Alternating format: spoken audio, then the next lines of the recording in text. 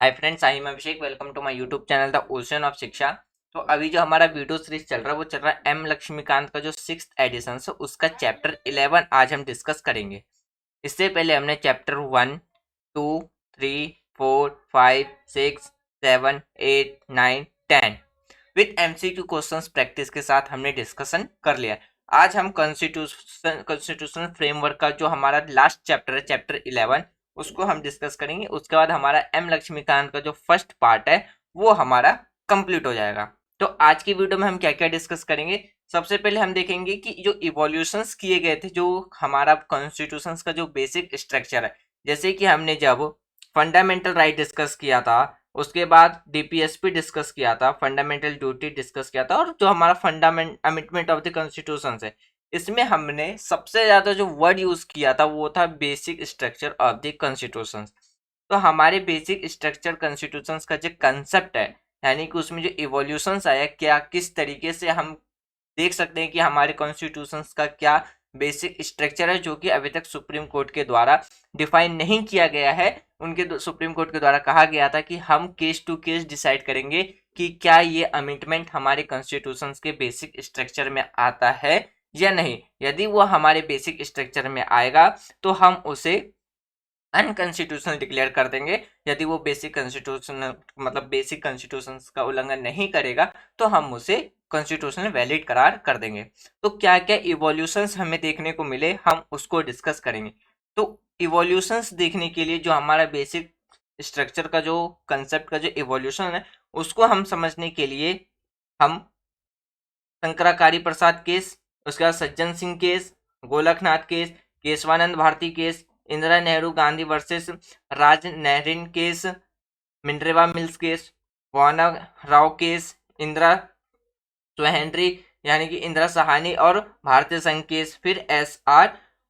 Bommai case हम देखेंगे जो कि 1994 में, यानी कि हम ये टोटल 9 केस डिस्कस करेंगे, जिससे हमें ये पता चलेगा कि जो इवोल्यूशंस हुआ था हमारे कॉन्स्टिट्यूशंस के जो बेसिक स्ट्रक्चर है वो किस तरीके से इवोल्यूशंस होता हुआ आया है, और किस केस में सुप्रीम कोर्ट ने क्या जजमेंट सुनाया। तो इस केस से समझने की कोशिश हम करेंगे। उसके बाद देखेंगे जो एलिमेंट्स है, बेसिक स्ट्रक्चर का जो एलिमेंट है, यानी कि जितने केस में जो सुप्रीम कोर्ट ने अपना फैसला सुनाया, उसके बेस पे हम ये समझने की कोशिश करेंगे या हम जानने की कोशिश करेंगे कि कॉन्स्टिट्यूशन का बेसिक स्ट्रक्चर हमें क्या क्या देखने को मिलता है।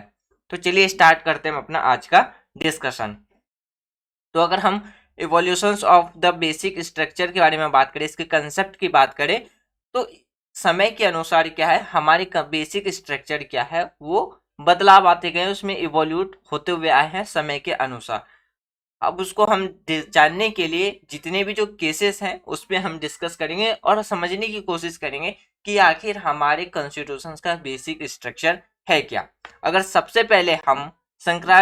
यानी कि शंकरी प्रसाद केस के बारे में बात करें, जो कि 1951 में आया था, तो इसमें सुप्रीम कोर्ट के द्वारा ये कहा गया था, जो पार्लियामेंट के पास आर्टिकल 368 के तहत ये अधिकार मिलता है, ये पावर मिलता है कि वो कॉन्स्टिट्यूशन में अमेंडमेंट कर सकता है, चेंज कर सकता है। तो उसी ने में सुप्रीम कोर्ट के द्वारा कहा था कि पार्ट थर्ड में जो कि हमारा फंडामेंटल राइट है, जो कि गारंटेड है, तो पार्लियामेंट के पास पावर है, अधिकार है, शक्ति है कि वो इसमें भी चेंज कर सकता है। ये बात कही गई थी सुप्रीम कोर्ट के द्वारा किसमें,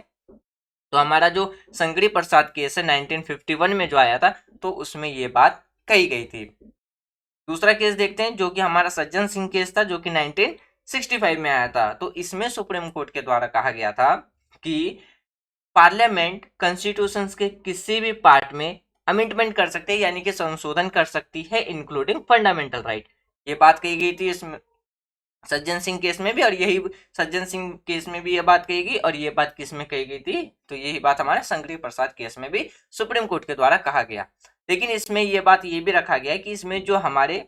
दो डिस्कस्टिंग जजेस थे उनके द्वारा ये बात रखी गई, ये पॉइंट्स रखी गई थी कि क्या जो नागरिक है, नागरिक के जो मौलिक अधिकार है, यानी कि सिटीजन्स के जो फंडामेंटल राइट है, तो उसमें कहा गया कि जो बहुमत वाली पार्टी है, यानी कि जो मेजोरिटी में जो पार्लियामेंट आएगी, तो उनके लिए क्या बन जाएगा, एक ये खेल बन जाएगा। यानी कि वो क्या बन सकती है, एक खेल बन सकता है। ये भी दो जज के द्वारा क्या है,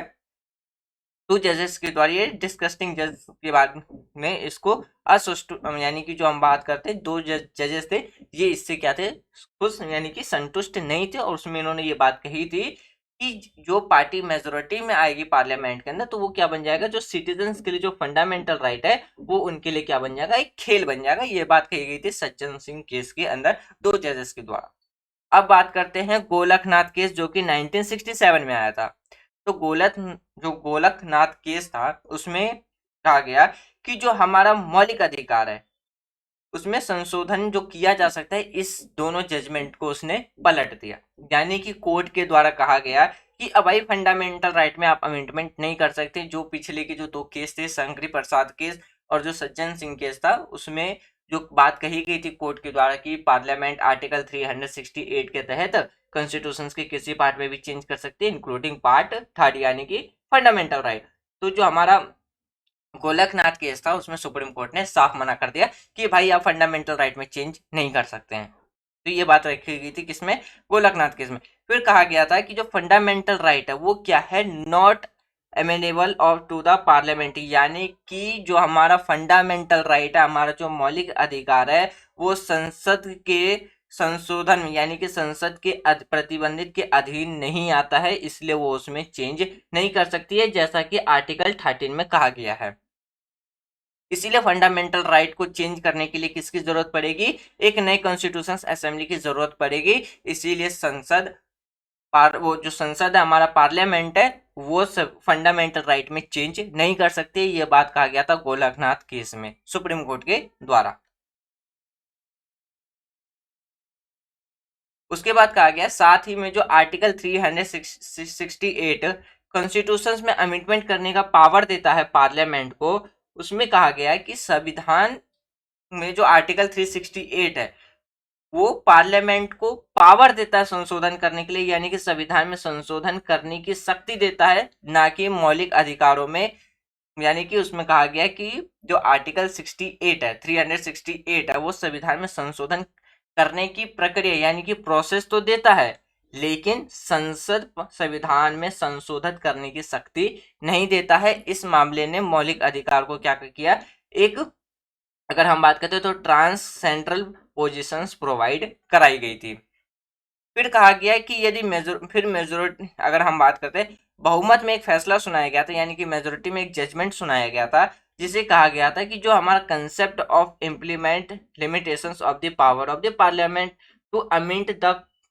यानी कि द कॉन्स्टिट्यूशन, इसमें कहा गया कि मेजोरिटी में एक जजमेंट सुनाया गया जिसमें कहा गया कि संविधान में संशोधन करने के लिए संसद की शक्ति पर क्या लगा दिया गया, एक लिमिटेशंस लगा दी गई, एक निहित सीमा की अवधारणा का उसमें क्या किया गया था, तो आगाहन किया। इस दृष्टिकोण के अकॉर्डिंग अगर हम बात करते हैं, इस पॉइंट ऑफ व्यू के अकॉर्डिंग अगर हम बात करें, तो संविधान जो है, संविधान नागरिकों की जो मौलिक स्वतंत्रता है उसको अस्थायी प्रदान करता है। लेकिन वही बात कही गई कि लोगों ने खुद को संविधान देकर इन अधिकारों को अपने लिए क्या कर रखा है, सुरक्षित कर लिया है। इसलिए संसद जो है, हमारा जो फंडामेंटल राइट है उसमें चेंजेस नहीं कर सकता है। फिर आता है केशवानंद भारती केस। केशवानंद भारती केस 1973 में आया था, जो कि एक सबसे ज्यादा इंपॉर्टेंट केस हमारा बन जाता है। क्यों? क्योंकि इसमें सुप्रीम कोर्ट के द्वारा एक बार फिर से ये बताई गई कि जो हमारा कॉन्स्टिट्यूशन का जो बेसिक कंसेप्ट है, जिसमें कहा गया है कि पार्लियामेंट बेसिक कंसेप्ट को चेंज नहीं कर सकते, यानी कि अगर हम बात करते हैं तो बुनियादी संरचना के जो सिद्धांत की जो अवधारणा है उसको एक बार फिर से कोर्ट के द्वारा इसे डिफाइन किया गया था, परिभाषित करने के लिए। ये ऐतिहासिक जजमेंट यानी कि एक ऐतिहासिक मामला, डॉक्टर यानी कि अगर हम बात करते हैं बेसिक स्ट्रक्चर ऑफ डॉक्ट्राइन, ऐतिहासिक मामला ये था। इसलिए ये हमारा जो केशवानंद भारती केस है सबसे ज्यादा इंपॉर्टेंट बन जाता है। अगर हम बात करते हैं तो इसमें सुप्रीम कोर्ट ने यह कहा कि संविधान का कोई भी हिस्सा जो मौलिक अधिकार सहित संसद के संशोधन से सख्ती से परे नहीं होगा। ये बात कही गई थी केशवानंद भारती केस के अंदर सुप्रीम कोर्ट के द्वारा। फिर कहा गया संविधान की जो मूल ढांचा है यानी कि जो बेसिक स्ट्रक्चर है वो पार्लियामेंट के द्वारा अमेंडमेंट नहीं किया जा सकता है। फिर कहा गया फैसले में जो जो जजमेंट इंप्लीमेंट किया गया था कि parliament can only amend the constitution and not rewrite, यानी कि सुप्रीम कोर्ट के द्वारा कहा गया कि जो पार्लियामेंट है वो सिर्फ कॉन्स्टिट्यूशन में अमेंडमेंट कर सकती है, उसे दोबारा से लिख नहीं सकती है। ये बात भी केशवानंद भारती केस में ही सुनाया गया था, यानी कि संशोधन करने की शक्ति को क्या कर दिया गया, तो नष्ट करने की, यानी कि नष्ट करने की शक्ति नहीं है। कहा गया कि पार्लियामेंट सिर्फ अमेंडमेंट कर सकती है, उसको नष्ट नहीं कर सकती, यानी कि डिस्ट्रॉय नहीं कर सकती। ये भी इसमें एक जजमेंट दिया गया था। फिर वही पे बात करते हैं कि भारत, यानी कि जो बेसिक है, यानी कि इंडियन लॉ है, यानी कि basic in Indian law, Bharat की जो कानून का जो आधार है, जिसमें न्यायपालिका ने क्या है, संसद द्वारा पारित किसी भी संशोधन को वो रद्द कर सकती है यदि वो संविधान के बेसिक स्ट्रक्चर को क्या करती हो, विरोध करती हो, यानी कि बेसिक स्ट्रक्चर के अगेंस्ट में हो या उससे बेसिक स्ट्रक्चर को हनन करती हो, तो वहां पे सुप्रीम कोर्ट उस कानून को क्या कर सकती है, अनवैलिड डिक्लेयर कर सकते हैं, यानी कि अनकॉन्स्टिट्यूशनल डिक्लेयर कर सकती है। ये बात सुप्रीम कोर्ट ने केशवानंद भारती केस में कहा, जो कि 1973 में आया था। अब बात करते हैं हम इंदिरा नेहरू गांधी वर्सेस राज नैरिन केस के बारे में, जो कि 1975 में आया था। यानी कि इमरजेंसी के ड्यूरेशंस की बात करते हैं कि जो इमरजेंसी के टाइम पे जो इंदिरा नेहरू गांधी वर्सेस राज नारायण केस आया था, उस पर बात करते हैं। इसमें सुप्रीम कोर्ट के द्वारा अप्लाई किया गया था जो थ्योरी ऑफ बेसिक स्ट्रक्चर है and stock down the clauses 4 के अंदर जो आर्टिकल 32 मतलब 329A में, यानी कि इसमें ये कहा गया सुप्रीम कोर्ट के द्वारा, सुप्रीम कोर्ट ने मूल संरचना यानी कि जो हमारा बेसिक स्ट्रक्चर है के सिद्धांत को फिर से लागू किया, और जो हमारा आर्टिकल 329A है उसका अगर हम क्लॉज 4 की बात करें तो उसको क्या किया, तो रद्द कर दिया गया, उसको अगर हम बात करें तो उसको रद्द कर दिया गया, उसको हटा दिया गया। फिर जिसने 1975 में जो 39th कॉन्स्टिट्यूशन अमेंडमेंट किया गया था 1975 में के द्वारा इस आधार पर डाला गया था कि यह संसद की संशोधन की जो शक्ति है से वो क्या होगा, परे था, इसीलिए इसको क्या किया, तो रद्द कर दिया गया, क्योंकि इन्हें संविधान की जो बुनियादी विशेषताओं को क्या किया था, तो नष्ट करने की कोशिश की थी, इसलिए सुप्रीम कोर्ट ने इसे क्या किया था, तो रद्द कर दिया गया सुप्रीम कोर्ट के द्वारा। फिर जो हमारा 39th कॉन्स्टिट्यूशन अमेंडमेंट एक्ट था, जो कि इमरजेंसी के टाइम पे पास किया गया था पार्लियामेंट के द्वारा। इस एक्ट में क्या था, तो जो प्रेसिडेंट है, president, vice president, prime minister के elections, speaker of the Lok Sabha और बिहाइंड, अगर हम इसके बात करें, इसे जुडिशरी से बिहाइंड कर दिया गया था, इसीलिए इसको भी सुप्रीम कोर्ट के द्वारा क्या है, अनकॉन्स्टिट्यूशनल डिक्लेयर कर दिया गया। क्यों, क्योंकि ये संविधान की जो बेसिक स्ट्रक्चर है उससे वो परे जा रहा था, यानी कि उससे वो बाहर जा रहा था। इसीलिए क्योंकि ये संविधान जो चुनाव की जो न्यायपालिका की जो जो जांच है उससे वो क्या रखा गया था, परे रखा गया था, यानी कि बाहर रखा गया था, इसीलिए इसको भी अनकॉन्स्टिट्यूशनल डिक्लेयर कर दिया गया। फिर यह सरकार द्वारा क्या है, भ्रष्ट चुनावी प्रथाओं के लिए इलाहाबाद उच्च न्यायालय द्वारा इंदिरा गांधी के अभियोग को दबाने के लिए ये अमेंडमेंट किया गया था, तो इसको भी अनकॉन्स्टिट्यूशनल डिक्लेयर कर दिया गया। अब बात करते हैं मिनर्वा मिल्स केस, जो कि 1980 में आया था। इसमें कहा गया, यानी कि ये जो मामला था, इसमें क्या है, इसने मूल जो हमारा बेसिक स्ट्रक्चर ऑफ डॉक्ट्राइन है उसको एक और स्ट्रेंथ, यानी कि दोबारा से इससे मजबूती, इसकी संरचना को, जो हमारे कॉन्स्टिट्यूशन का जो सिद्धांत है, मूल संरचना है, उसको एक मजबूती और प्रदान मिले। इसने फैसला सुनाया कि जो 42nd कॉन्स्टिट्यूशन अमेंडमेंट एक्ट था, इस जजमेंट ने उसमें 2 चेंजेस की बात की, यानी कि इसमें 2 चेंजेस लाए गए थे, जो कि 42nd कॉन्स्टिट्यूशन अमेंडमेंट एक्ट किया गया था वो 1976 में। इसमें ये डिक्लेयर कर दिया गया, यानी कि डिक्लेयर करके वो बोला गया कि जो वायलेट करता है हमारे basic structure of the constitution का, यह जो मामला था इसने फिर से क्या है, हमारे बेसिक स्ट्रक्चर को मजबूती प्रदान किया, और फैसले में जो जो हमारा 42nd कॉन्स्टिट्यूशन अमेंडमेंट एक्ट था, जो कि 1976 में आया था, इसमें 2 परिवर्तन को रद्द कर दिया गया और कहा गया ये हमारे कॉन्स्टिट्यूशन का जो बेसिक स्ट्रक्चर है उसको उल्लंघन करता है, और यही उल्लंघन घोषित करके इसे अनकॉन्स्टिट्यूशनल डिक्लेयर कर दिया गया। फिर क्या किया, इस जजमेंट ने क्लियर किया कि जो कॉन्स्टिट्यूशन है, यानी कि अगर हम बात करते हैं, निर्णय ने स्पष्ट कर दिया कि संविधान ही सर्वोच्च है, यानी कि हमारा कॉन्स्टिट्यूशन सुप्रीम है, ना कि पार्लियामेंट। तो देश संविधान से चलेगा, ना कि, इसमें ये बात क्या कहा गया कि जो हमारा पार्लियामेंट है वो सुप्रीम ना होकर के हमारा कॉन्स्टिट्यूशन ही सुप्रीम होगा। इस जजमेंट में ये निर्णय निकल के आया। अब बात करते हैं इसमें, जैसे कि अगर इसमें दो फीचर्स को क्या है तो बेसिक स्ट्रक्चर्स में ऐड कर दिया गया, जैसे कि और उसे किसमें डाल दिया गया, जुडिशियल रिव्यू के अंदर डाल दिया गया, और उसमें ये कहा गया कि जो हमारा डीपीएसपी है और फंडामेंटल राइट है वो इन दोनों को संतुलित करना, यानी कि संतुलित करके काम करना होगा, यानी कि न्यायिक समीक्षा और जो हमारा मौलिक अधिकार जो डीपीएसपी है उसके बीच में संतुलन करना होगा। और ये भी डाल दिया गया किसके अंदर, बेसिक यानी कि बेसिक स्ट्रक्चर के फीचर्स के अंदर। फिर कहा गया कि जो न्यायाधीशों ने ये फैसला सुनाया, जो जजेस थे उन्होंने ये फैसला सुनाया था कि जो सीमित संशोधन की शक्ति स्वयं संविधान की एक बुनियादी शक्ति हो, यानी कि बुनियादी विशेषता होगी। जजमेंट ने ये कहा कि जो लिमिटेशंस अमेंडमेंट जो पावर है वो अपने आप में क्या है, एक basic features of the constitution है, ये कहा गया था जजेस के द्वारा। अब बात करते हैं हम किसके, वामन राव केस जो कि 1981 में आया था। इसमें सुप्रीम कोर्ट के द्वारा फिर से again basic structure of doctrine को दोहराया गया था, और इसने जो 24 अप्रैल 1973 में जो केशवानंद भारती केस था, इसके फैसले की जो तारीख के रूप में इसको सीमांकन किया था, और कहा कि संविधान में किसी भी संशोधन की जो वैधता को फिर से खोलने के लिए इसे पूर्णव्यापी रूप से लागू नहीं किया जा सकता है जो उसे तारीख से पहले हुआ था। ये बात किस में कही गई थी, ये बात कही गई कि जो हमारा वामन राव केस 1981 का था उसमें ये बात कहा गया। फिर जो हमारा केशवानंद भारती केस था, यानी कि जो हमारे केशवानंद भारती केस में जो याचिका ने संविधान 29 कॉन्स्टिट्यूशन जो 29वां जो संशोधन हुआ था संविधान के अंदर अधिनियम 1972 को फिर से चुनौती दी गई थी, फिर से कोर्ट में उसे चैलेंज किया गया था, जिसने केरल भूमि सुधार अधिनियम 1963 को इसके संशोधन अधिनियम को संविधान की 9वीं अनुसूची में रखा था, सिर्फ इसलिए ताकि उसे जुडिशियल रिव्यू से बचाया जा सके। भूमि सुधार कानून को सुरक्षित यानी कि प्रोटेक्शन अम्ब्रेला प्रोवाइड कराया गया था। फिर इसमें ये कहा गया कि जो हमारा आर्टिकल 31B है के साथ,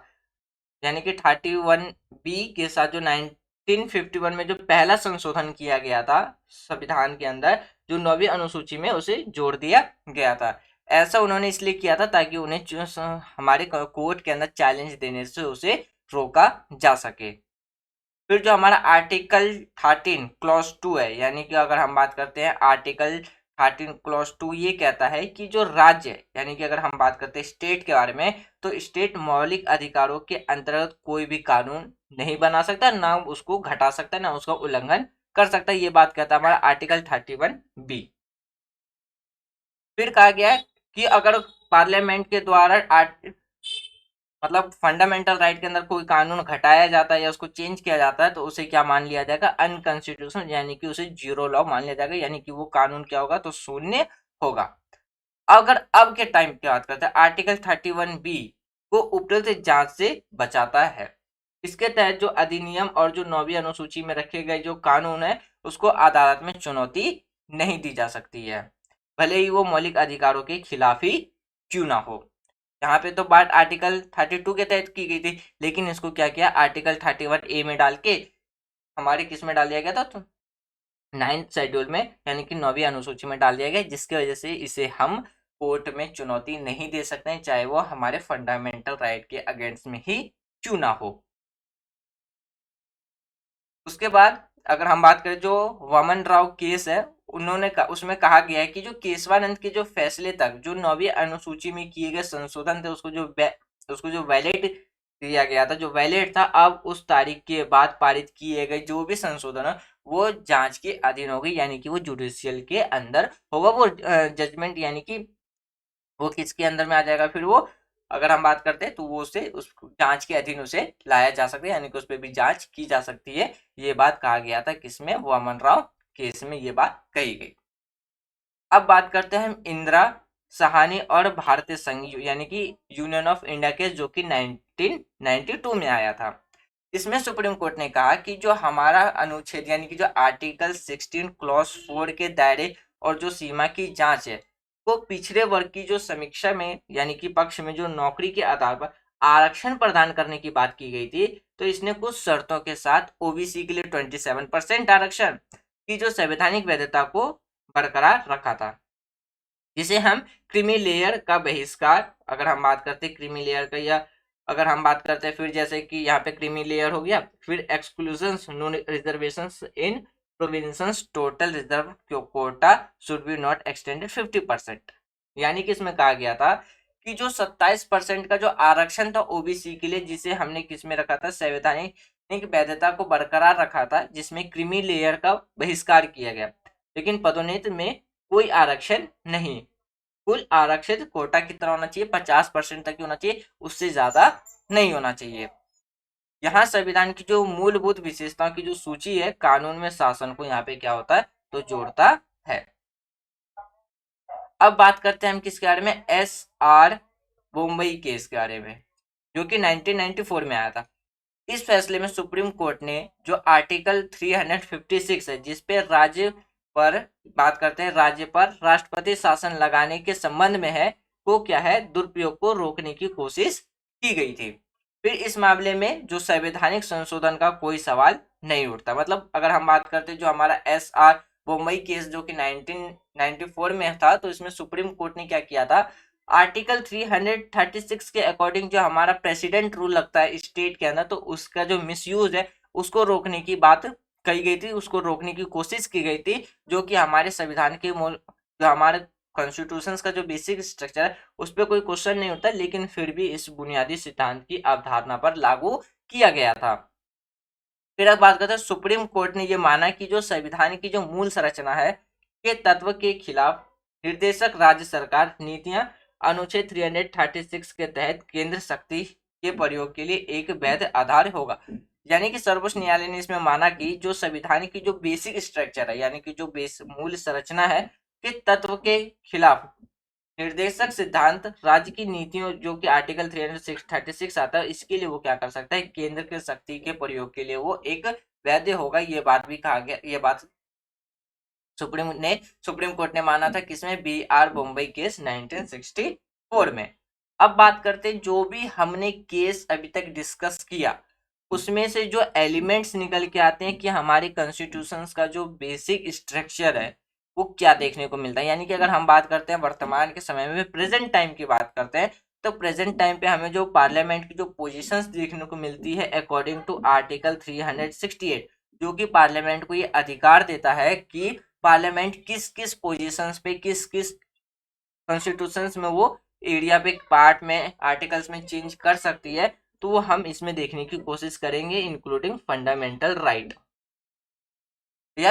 अगर हम बात करते हैं विदाउट इफेक्टिव बेसिक स्ट्रक्चर, यानी कि आर्टिकल 368 के तहत जो पार्लियामेंट के पास पावर मिलता है कि वो संविधान में चेंज कर सकती है, अमेंडमेंट कर सकती है, उसमें हम देखेंगे कि ऐसे कौन, और बिना जो हमारे कॉन्स्टिट्यूशन का बेसिक स्ट्रक्चर है बिना उसको इफेक्ट किए, तो वो कौन कौन से, हम देखेंगे कि कौन कौन से बेसिक स्ट्रक्चर हमें कॉन्स्टिट्यूशन के अंदर देखने को मिलता है, जो भी हमने भी केस डिस्कस किया था उसके बेस पर।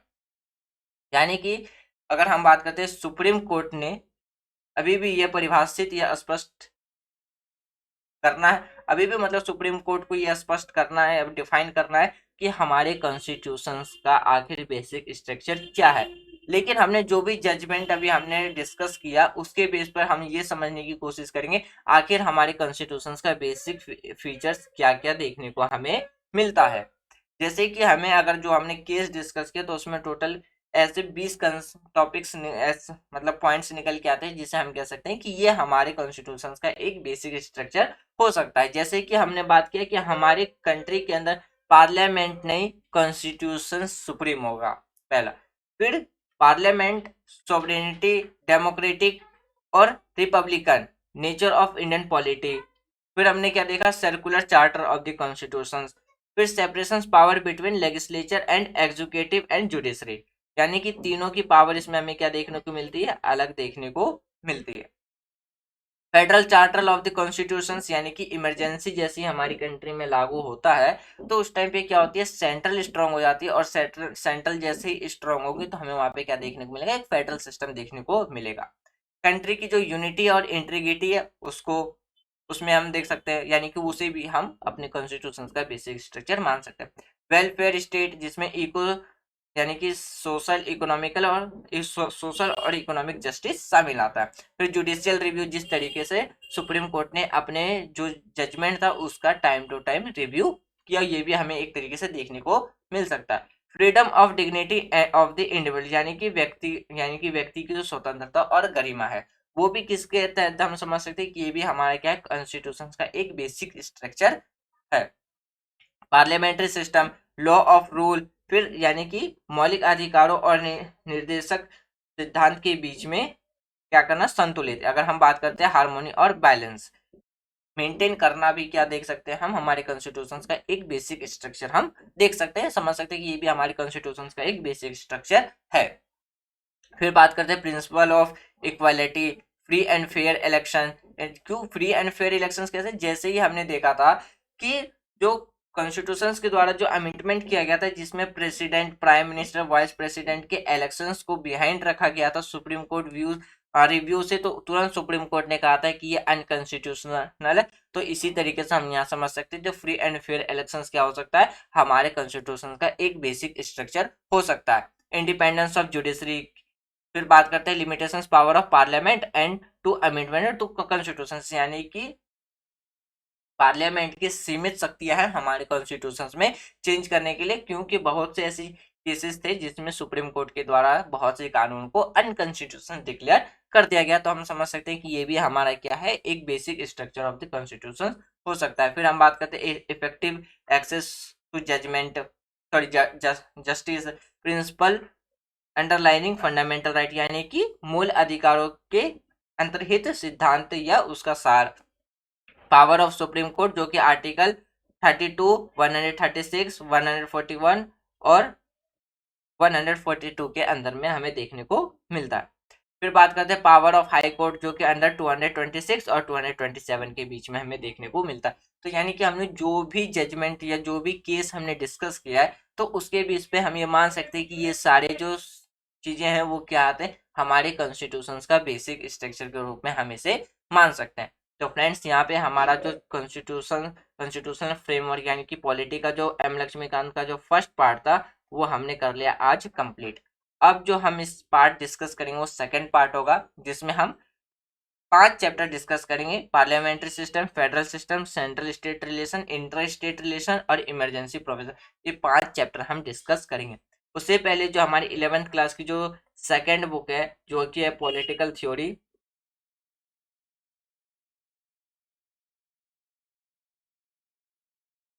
पॉलिटिकल थ्योरी, पहले उसको डिस्कस करेंगे। जैसे ही हमारा ये कंप्लीट हो जाएगा तब जाकर के हम अपना सेकंड पार्ट स्टार्ट करेंगे एम लक्ष्मीकांत का। तो उसमें हम ये पूरे 5 चैप्टर डिस्कस करेंगे। यदि आपको कोई डाउट हो तो आप अपने डाउट कमेंट बॉक्स में लिख देना। जब हम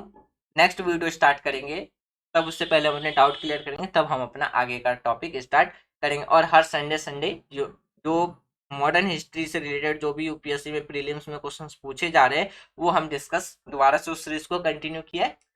कल 5वीं लेक्चर थी, अगले संडे 6ठी लेक्चर आएगी, तो आप वो भी प्ले लिस्ट में जाकर के दे सकते हैं। एशियंट और मिडिवल हमने ऑलरेडी कंप्लीट कर लिया है। और इसी चैनल के नाम से यानी कि द ओशन ऑफ शिक्षा के नाम से टेलीग्राम चैनल है, आप उसको ज्वाइन कर लीजिए। उसका लिंक आपको डिस्क्रिप्शन में मिल जाएगा। जिससे क्या होगा कि जो भी यूपीएससी की जो स्टैंडर्ड बुक है वो आप फ्री ऑफ कॉस्ट वहां से पीडीएफ के फॉर्म में जाकर के डाउनलोड कर सकते हैं। यदि आपको वीडियो पसंद आ रही हो तो वीडियो को लाइक करें, शेयर करें एंड चैनल को सब्सक्राइब करें। Thanks for watching friends, take care, जय हिंद।